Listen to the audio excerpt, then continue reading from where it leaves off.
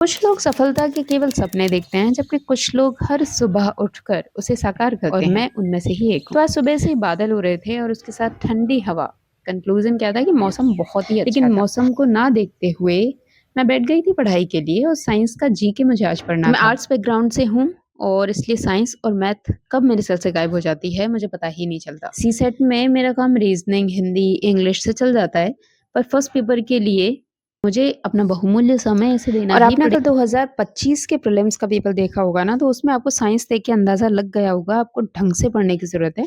अब one liner से science में काम नहीं चलेगा। अब साइंस में भी आपको स्टेटमेंट वाले क्वेश्चन मिलेंगे और आपको देखना पड़ेगा ये स्टेटमेंट ठीक है या नहीं। मतलब जो वन लाइनर आते थे ना 4 ऑप्शन के, इसमें से ये ठीक है, वो वाले 30 मिनट का अपना एक स्लॉट कंप्लीट करने के बाद मैंने 5 मिनट का ब्रेक लिया और मैं फिर से आ गई थी बाहर।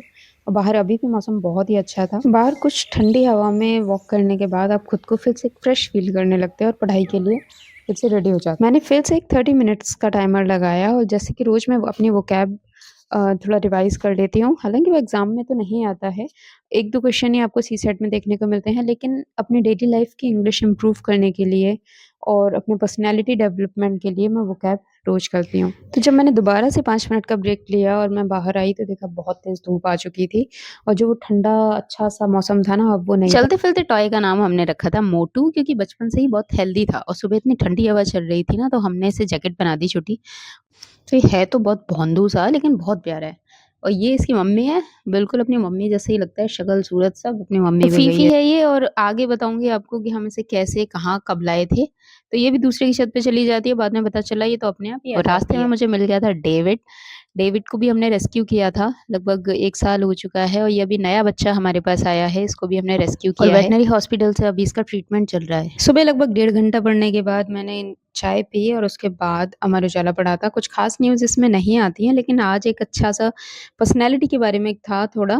तो ये हैं टीवीएफ के संस्थापक अरुणाभ कुमार और इनकी पंचायत सीरीज़ आपने ज़रूर से देखी होगी, शायद एस्पायरेंट्स भी इन्हीं के चैनल पर है। मौका मिले तो इनके बारे में ज़रूर पढ़ लेना। ब्रेकफ़ास्ट में बनाई थी मम्मी ने आज नमकीन सेवई। तो भाई उसके बाद अब मुझे अपना नेक्स्ट स्लॉट कंप्लीट करना था और उसके बाद मैं बैठ गई पढ़ने के लिए।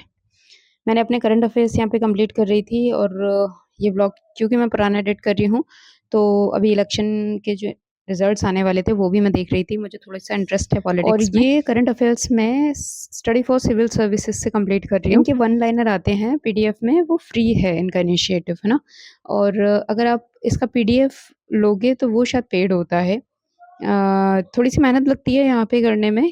मुझे हर महीने के करंट अफ़ेयर्स में लिख लेती हूँ यहाँ पे वन लाइनर और जब ये पढ़ाते हैं तो उसमें बहुत सारी चीज़ें फ़ालतू भी होती हैं, तो वो आप अवॉइड कर सकते हो लिखना। मैं केवल इम्पोर्टेंट चीज़ें लिखती हूँ और वो मेरे 6 से 7 पेजेज़ होते हैं आगे-पीछे मिला के, है ना? तो वो मैं रोज़ फिर रिवाइज़ कर लेती हूँ, तो अच्छा खासा तैयार हो जाता है। अभी फ़िलहाल मैं यहाँ पे अप्रैल के करंट अफ़ेयर्स लिख रही हूँ। पर देखो इसका मतलब ये नहीं है कि बस सारे करंट अफ़ेयर्स के क्वेश्चन यहीं से बन जाएँगे, आपको और भी सोर्सेज़ फ़ॉलो करने पड़ेंगे।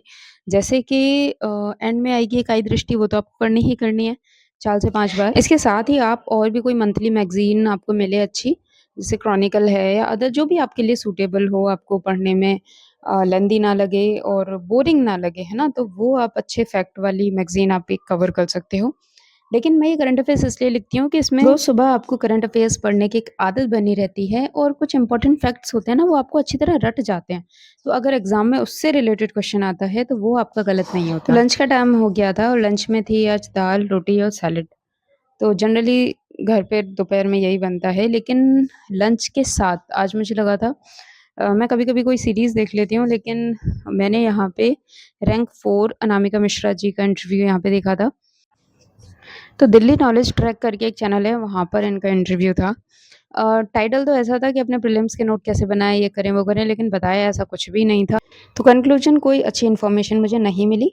तो व्लॉग यहीं ख़त्म होता है, कैसा लगा ज़रूर से बताना और मिलते हैं नेक्स्ट व्लॉग में। बाय।